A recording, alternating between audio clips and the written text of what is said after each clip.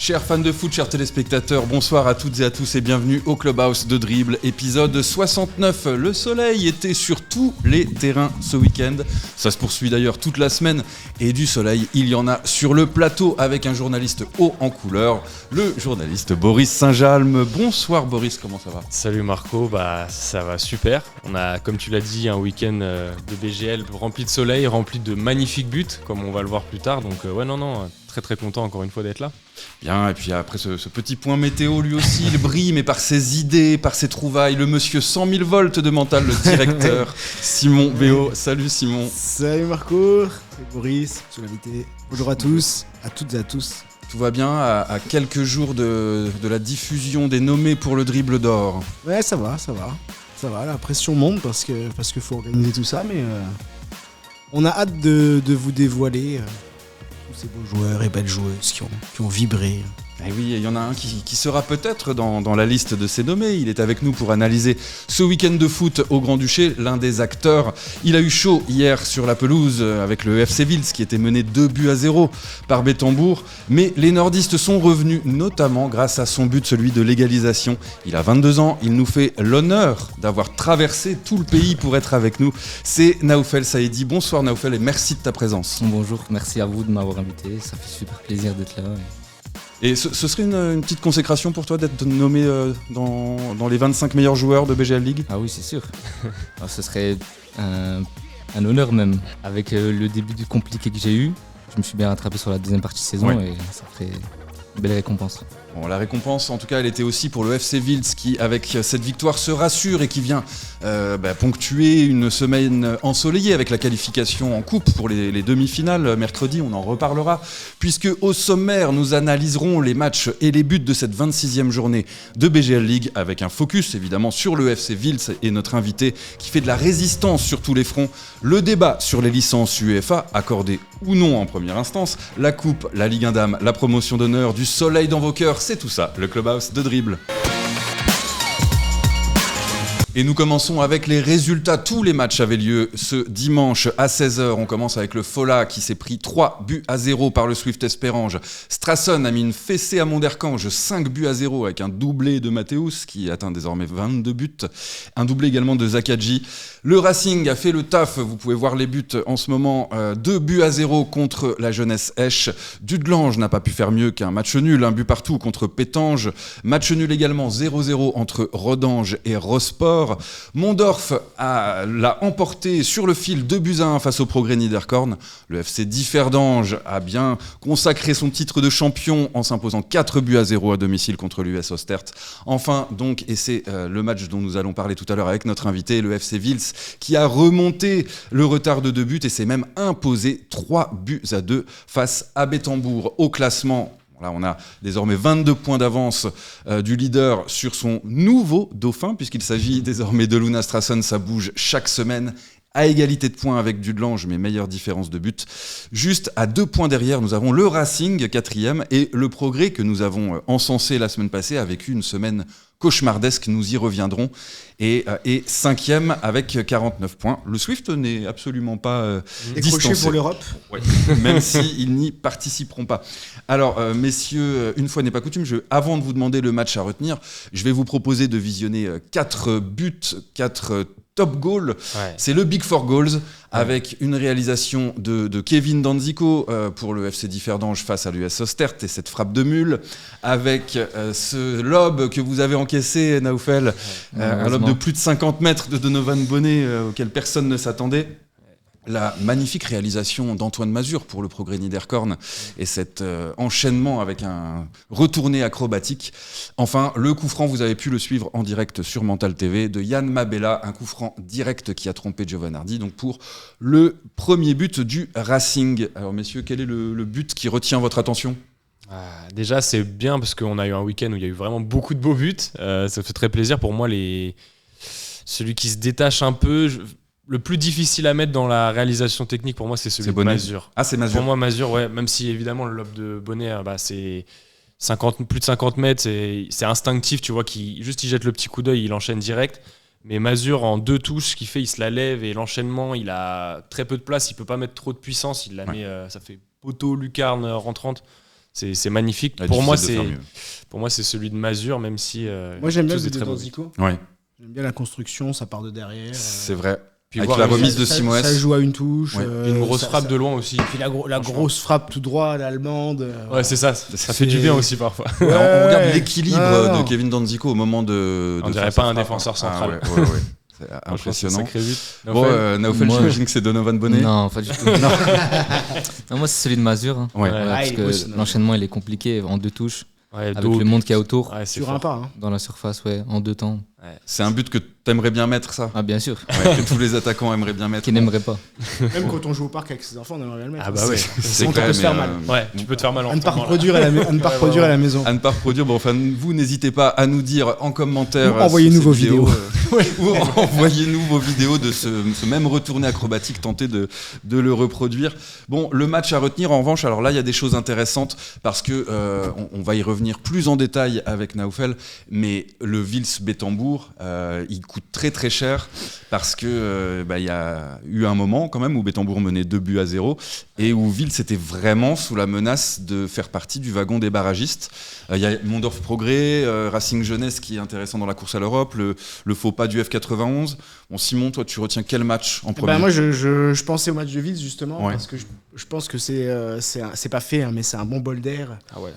Surtout vu le déroulé. Surtout que Ville s'était mené de 2 buts et tu te disais, comme tu l'as dit, là pour le coup, si Bétambourg gagne, tu as vraiment un groupe de 3 où tout est encore possible, qui se tiennent en 2 points. Ouais. Et là, Vils, en allant arracher ce succès aussi dans le temps additionnel, Oui. notamment en deuxième période, et déjà ils mettent hors course quasiment Bétambourg, Oui. parce que Bétambourg maintenant ils sont à 8 points, donc Ils seront barragistes. ils seront barragistes à à 99,9%. Ouais. Et ils reprennent 2 points en plus sur Rodange, donc ils sont à un petit matelas de 3 points. Certes, 3 points, rien n'est fait, mais 3 points en bas de classement, ça Après, avance moins Rodange- vite aussi. Hein. Rodange, ils sont chauds. Hein. Rodange, Rodange, Rodange, ça fait longtemps qu'ils n'ont pas perdu un match. Hein. On le sait depuis la reprise, Oh ouais, non, parce c'est qu'ils clair. sont sur une toute autre dynamique. Et, donc, En plus, Ouais, ils sont en forme, parce qu'au début, je pense qu'au début, on avait 8 points d'avance. ouais, c'est ça, l'écart Et nous, s'est on a- réduit. Il y a un Rodange-Vils Ouais, c'est ça. en avant-dernière journée qui va coûter très cher. C'est ça. Mais même déjà, la semaine prochaine, Ouais. chez Arosport, on peut. Ouais, c'est des matchs importants. Là, sur la fin de saison, vous jouez des équipes, on va dire, plus de votre championnat, si je C'est peux dire ça, ça ouais. comme ça. Il y a Ostert aussi, je Parce crois. qu'on a joué dès le début Gros, le top ouais. 5. Forcément. On a eu du mal avec, par exemple, à Strassen, Ouais. quand Ralphie prend le carton rouge dès le début. Ouais, ça fait mal. Parce qu'on avait bien commencé, on avait gagné 1-0 contre Racing chez nous. Oui. On s'était bien lancé, mais après, malheureusement, on a enchaîné les mauvaises Et prestations. les déconvenus. Alors, Ouais. bon, il y a quand même eu là une semaine sainte, Ah ouais, là, puisque c'est- juste après Pâques, puisque vous êtes imposé en coupe contre le Progrès Niederkorn et donc vous qualifiez pour les demi-finales de Tenant du cette titre, coupe. le Progrès en plus. Voilà. Donc là, bel exploit. Le surlendemain, annonce de la décision de vous octroyer la licence UEFA en première instance pour le FC Vils, qui gère donc bien ses comptes. Et puis cette victoire hier fortement importante face à Bétambourg. Alors comment vous l'avez vécu dans le groupe cette semaine? Cette semaine, franchement, c'était une bonne semaine parce que après la victoire de Niederkorn, c'était un gros match quand même. Ouais. Ça nous a remotivés. Vous l'avez fait bien fêter? Ouais, on a bien fêté dans le vestiaire, tout ça, avec les coéquipiers. Et après, voilà, on s'est remis au boulot dès le lendemain. On a fait des crassages, samedi veille de match. On s'est reconcentré parce qu'on voulait se récompenser quand même. Parce que si on perdait là contre Bétambourg, C'est un match Ça devenait important. compliqué. et malheureusement au début on s'est fait peur. Ouais. Depuis la première mi-temps, mais on a bien réagi. Parce que voilà, on a une bonne équipe et vu qu'on l'avait déjà fait contre Niederkorn, pourquoi pas le refaire contre Bétambourg Ouais. et on l'a fait. Notamment, il y a un très bon duo devant, alors duquel Naufel fait partie, mais Avec le duo Benjamin Romains. Saïdi Romains, je pense que ça donne quelques surfroides à pas mal de défenses du championnat aussi. Donc, c'est une des forces du FC Vils, qui est un club, faut le rappeler aussi, tu l'as dit, ils ont eu la licence UEFA en première instance.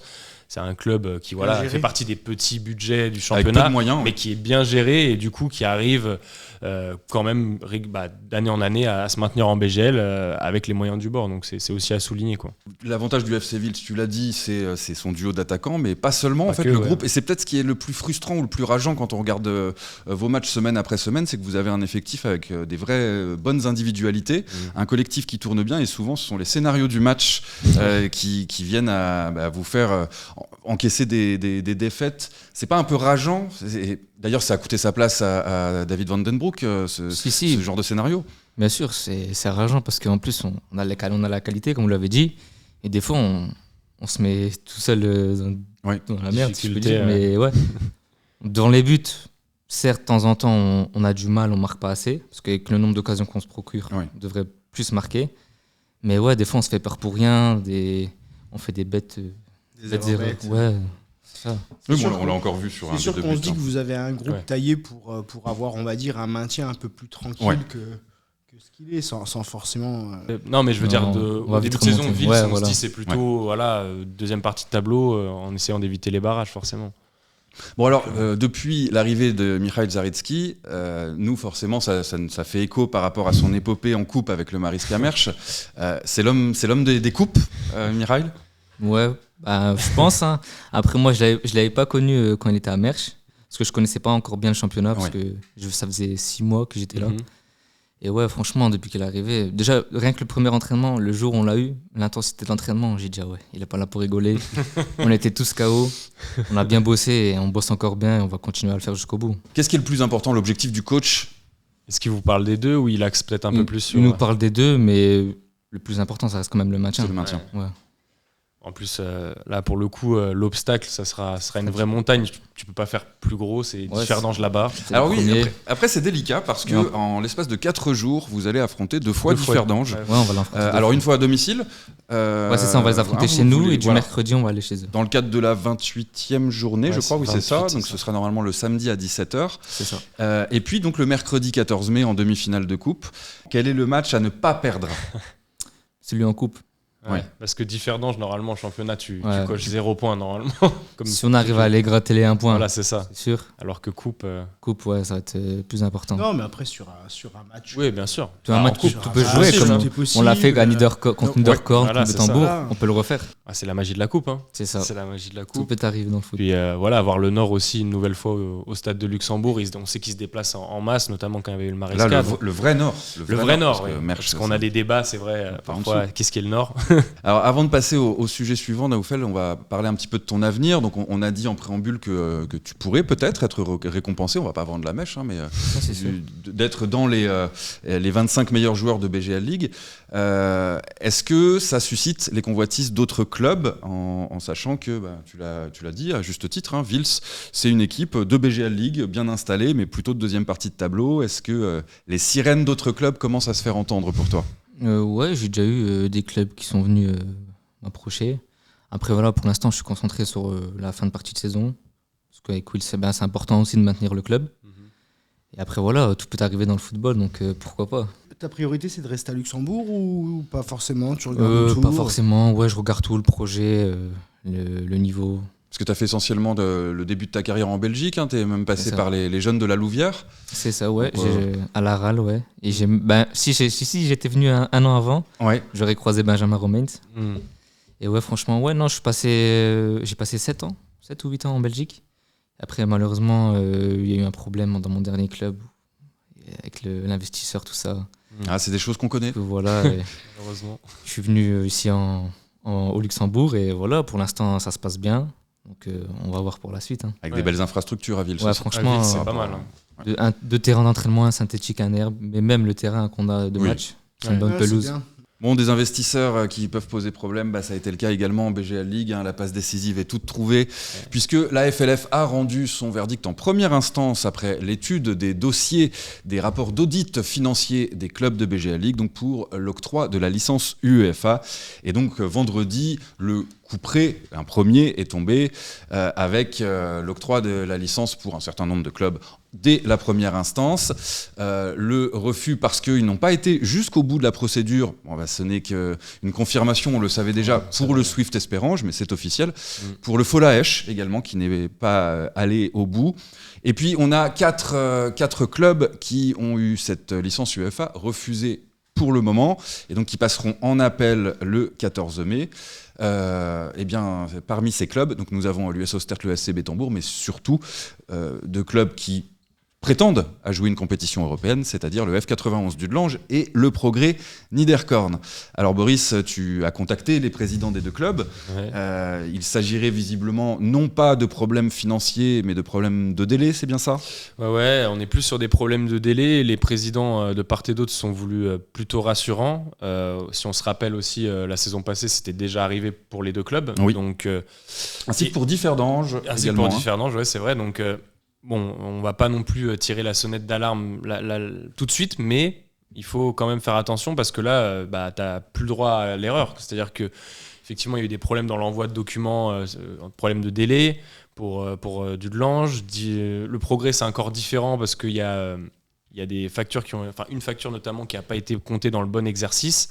Donc, qui a été compté dans l'exercice comptable 2023-2024. Exactement, alors que D'accord. c'était pour le suivant, si je ne dis pas de bêtises. Donc, effectivement, on a l'impression que c'est du détail et on espère que ça le soit.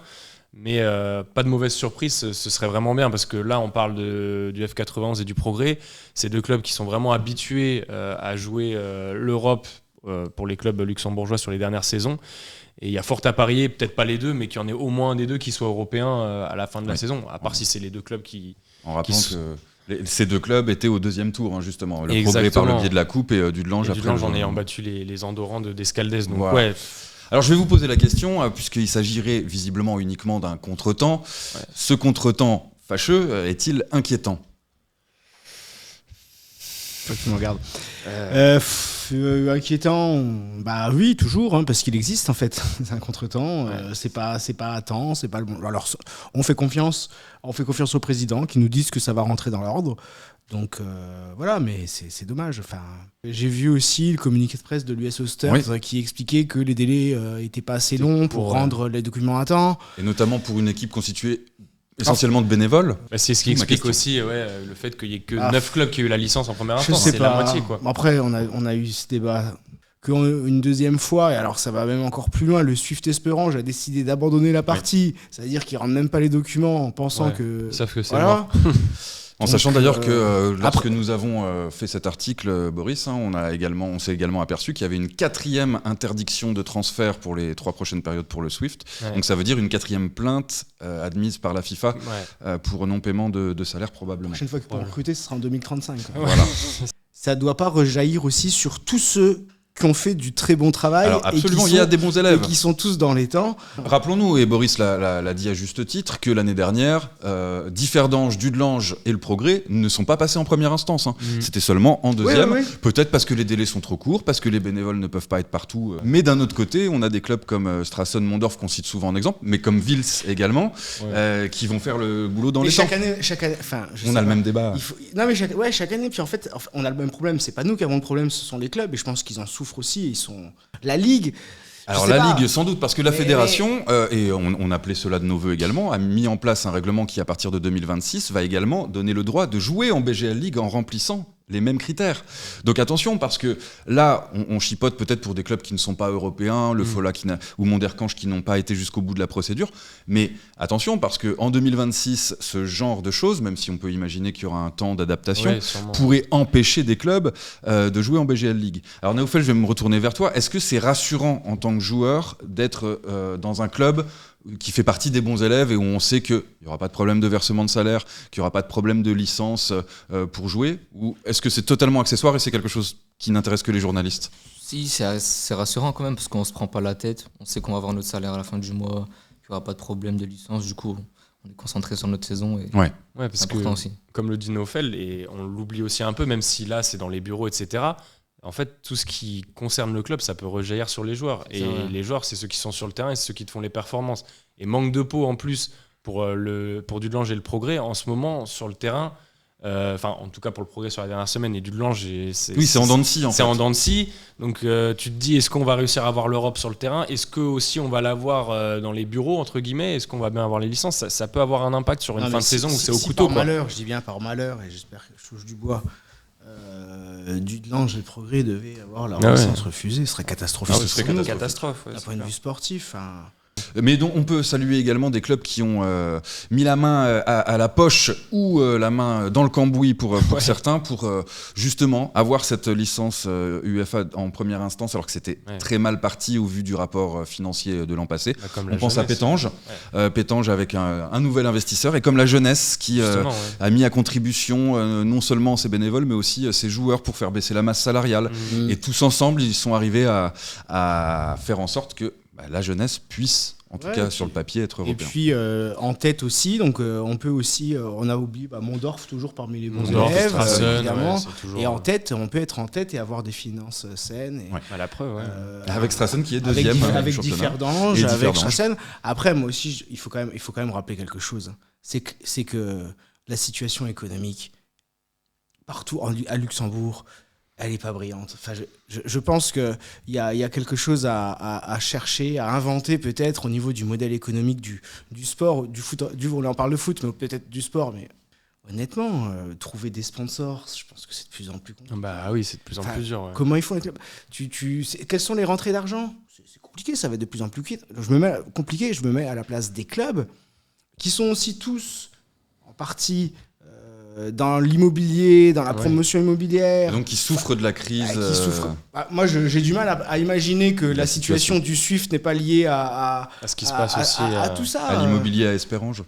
Ouais, je sais pas où exactement, mais en tout cas, ça a une incidence automatiquement. C'est très difficile. Nous, on est là en tant que commentateurs, mais on va revenir aux sportifs, puisque on a analysé en long, en large, en travers cette 26e journée de BGL League, mais il y avait également les quarts de finale de coupe mercredi dernier. Et au cours de ces quarts de finale, alors la logique a été respectée, puisque le Racing est allé s'imposer sur la pelouse du Petit Poucet, le Minerva Lingen. Nous avons Differdange qui a fait le travail face à l'Union Titus Pétange. Dudelange qui s'est imposé contre Strassen dans l'affiche de ces quarts de finale. Et puis, il y a eu quand même une petite surprise, je ne sais pas si on peut vraiment parler de surprise, mais en tout cas vous n'étiez pas forcément favori, Naoufel, contre le Progrès Niederkorn. Tu l'as souligné tout à l'heure, tenant du titre, sur une très bonne dynamique en championnat. Ils abordent cette rencontre dans la peau, je crois, du 3e. Ils sont 3e en championnat, et vous avez réussi à faire l'exploit, en tout cas à vous imposer avec la manière. Et vous avez été, toi tu as été toi-même buteur lors de ce match, hein. Encore une fois, ça fait plusieurs fois dans cette semaine. Aussi. Et passeur. T'as fait un sacré match. Franchement, j'étais content de mon match. J'étais costaud là sur ce match. Je pense que c'était un beau match à regarder. C'était vraiment agréable, c'est vrai. Jusqu'au bout, quand on va chercher la victoire là, dans le temps additionnel. Là, ça fait 2 fois là en 4 jours là. 2 fois. C'est pas... Alors messieurs, est-ce que vous retenez de ces quarts de finale de coupe cette semaine cauchemardesque pour le Progrès, victoire plus ou moins surprise du FC Vils, ou le Racing et Differdange qui ont fait le taf et qui vont en demi tranquillement? Non, la victoire de Vils. Plus que la défaite du Progrès. C'est le coup, quoi. C'est le coup. C'est le coup de ces quarts. Hein. On se dit, l'après-midi des quarts de finale, on est en train de voir la surprise, elle sera où. On avait quand même mis une petite option sur Vils en se disant tu te déplaces en semaine. Je pense que même le Progrès savait que c'était un match piège. Bien sûr. C'est toujours un match piège. Bien sûr, c'est pas facile d'aller là-bas. Donc non, c'est une belle victoire, c'est chouette, c'est une belle histoire, et puis je pense qu'ils ont envie de continuer. Ça c'est sûr. On va essayer de tout donner contre Differdange. C'est ça. Ça va être un bon match. Ouais, mais ça revient à l'équilibre quand c'est sur un match. On va s'adapter, ça y a pas de souci. Après voilà, c'était toujours mes jeux sur une bonne pelouse, comme à Espérange. Espérange, c'est un billard. Même chez nous à domicile. Donc après voilà, à voir. Mais on est confiant. Est-ce que ça a de l'impact de connaître déjà l'adversaire sur le prochain tour, ou la probabilité de... Sur vous, moi, ça c'est un débat que je voudrais faire. Vous appréciez, vous, les tableaux intégrales tirés avant, comme maintenant ils font en Ligue des Champions. En Ligue des Champions aussi, comme si on était à Roland-Garros. Moi, tu sais que Ouais, on savait, donc ça permet de mieux se préparer, on connaît l'adversaire. Ça vous met pas un coup au moral, enfin... Après, vous êtes des compétiteurs, il y a un peu de ce truc-là. Mais vous vous dites, là, pour aller en finale, il faut taper Progrès, Differdange. Voilà, bien sûr. Après, on aurait peut-être aimé, par exemple, les rencontrer en finale. Parce qu'on sait que c'est les tenants du titre et qui, cette année, ils ont pris que 5 buts au championnat. Donc, peut-être en finale, on aurait préféré, mais après, voilà. On s'est tombé dessus. Non, mais on est d'accord. Moi, je suis pas fan non plus. Qui est pour ce genre de truc? Moi, je suis pas fan non plus. J'aime bien le tirage à chaque journée. C'est ça, les tirages. Mais maintenant, tout le monde fait ça. Donc, demi-finales se disputeront le 14 mai à 20h. Mais en tout cas, je pense qu'on aura des beaux matchs. Et ça va être chouette. on va se régaler encore une fois. Et on s'est régalé également sur les pelouses de Ligue 1 féminine ce week-end avec la suite du championnat et les playoffs titres, playoffs relégation, 21e journée. Le SCL recevait le Racing qui s'est imposé difficilement, 3-2, alors que le Swift, lui, a infligé la fessée du jour à la jeunesse Young Leinster, donc 7-0 pour le Swift. Pendant ce temps, l'Union Mertert-Wasserbillich vivait le match de la peur, un match qui pouvait tout décider en bas de classement. En cas de défaite, l'Union Mertert-Wasserbillich était officiellement reléguée. Eh bien, elles ont tout retourné en s'imposant à domicile 3-2. Vous êtes en train de découvrir les buts à l'image contre l'Entente Osingen-Norden. Première victoire de l'UMW et surtout une grande gardienne, Lizzie Oberweis, qui a fait le boulot pour permettre à l'UMV de rester dans la course. Dans ces playoffs relégation, l'Entente WMGB s'est imposée 2-1 face à Mamers. Et Differdange a gagné 3-0 face aux Young Girls de Diekirch. Donc au classement, le Racing compte toujours 5 points d'avance. Ça va être vraiment compliqué de venir les chercher. Et je rappelle, elles sont également toujours en lice en coupe, donc pour le doublé. Ça jouait également en promotion d'honneur. Et là, il y a eu énormément de surprises, Boris, avec la défaite de Mamers face à Mersch, avec Sandweiler qui a tenu la dragée haute à la terre de Bisson. Alors vous découvrez les résultats. Bisson s'est finalement imposé 2-1 contre la Lanterne Rouge. Foylen s'est imposé 1-0 face à Luxembourg City. Rumelange 1-0 également contre Bégon. Chifflange a créé la surprise en gagnant contre la Jeunesse Canard 2-0. Donc on l'a dit, Mamers 0, Mariska Mersch 1. La Licentia Stenzel s'est inclinée à domicile 1-2 face au Cuption. Valferdange et Ettelbruck se sont séparés sur le nul 2 partout. Et enfin, Kerjeng est allé s'imposer à Berbourg 1-0, ce qui donne au classement Mamers avec 7 points d'avance. Attention, ils ne sont pas encore champions de PH. Il faut patienter un peu. Sur Kerjeng. Kerjeng qui a 2 longueurs d'avance sur la terre de Bisson. Canard est décroché. Donc ça va vraiment se jouer entre Kerjeng et Bisson pour la deuxième montée. Clairement. En bas de classement, Chifflange respire un petit peu avec cette victoire. Bégon et Sandweiler semblent condamnés, en tout cas pour Sandweiler. Mais attention au Cuption qui pourrait être le dindon de la farce. Et puis encore comme l'année passée, on a un classement qui est super serré. J'ai regardé, ta Foylen, ils sont à 6 points du barrage pour la BGL et à 6 points du barrage pour la descente en D1. Donc ils sont 10e. Donc pour dire que voilà, il y a très très peu d'écart. Tu as encore 4-5 équipes qui peuvent jouer la montée en barrage. Tu as le duel Bissen-Kerjeng, un gros duel pour le maintien. Donc beaucoup d'enjeux et on va encore se régaler avec la PH aussi. Ouais. Et le mot de la fin, il sera pour Naoufel. Est-ce que en jouant à Ville, ça vous intéresserait d'avoir un concurrent en BGA League qui soit dans le Nord aussi? On pense à Bisson par exemple, parce que vous êtes l'équipe qui produisait le plus de déplacements. Ouais, ça serait bien parce que de temps en temps avoir un match pas trop loin. Parce que déjà moi quand je viens de Liège avec 2 autres coéquipiers. Ça fait quand même de la route. Par exemple, quand on vient jouer ici du Ferdange, tout ça, c'est 2 heures de route. Ouais. C'est un peu compliqué. Ouais. Ça ferait plaisir. Un petit concurrent pas loin de la maison. Et puis un petit derby pour les spectateurs aussi. On sait que les spectateurs du Nord sont pas les derniers à faire du bruit. Donc ce sont des choses qu'on aime. Bon, on verra le dénouement de la promotion d'honneur de la Ligue 1 Dames et de la BGL League très bientôt. On arrive vraiment dans la dernière ligne droite. Messieurs, merci beaucoup d'avoir été autour de moi pour ce Clubhouse de dribble. Boris, on se retrouve ce week-end sur les terrains de la BGL League. Comme toujours, fidèle au poste. Simon, à très bientôt. Peut-être avec l'annonce dénommée des dribbles d'or. Sortie de dribble mercredi. Voilà. Mercredi avec l'annonce de tous les nommés, de toute la catégorie. Et la nouveauté, on a nommé 5 arbitres. Nouvelle catégorie. L'arbitre fait partie du jeu. Voilà. Ne faut pas l'oublier. Et donc, surtout avec ce qui se passe en plus en ce moment, c'est important de respecter les arbitres. Absolument. Exactement. Naoufel, merci énormément d'avoir été mon invité, d'être venu d'aussi loin et de nous avoir régalé avec tes buts cette semaine. Merci beaucoup. Merci à vous, ça fait plaisir. Merci pour l'invitation. Bonne continuation pour la suite de la saison. Merci, c'est des belles échéances. Et on espère avoir bientôt un maillot du FC Vils dans notre galerie. En tout cas, passez une excellente semaine de football. On se rejoint très vite. Allez, bye bye. Ciao, ciao.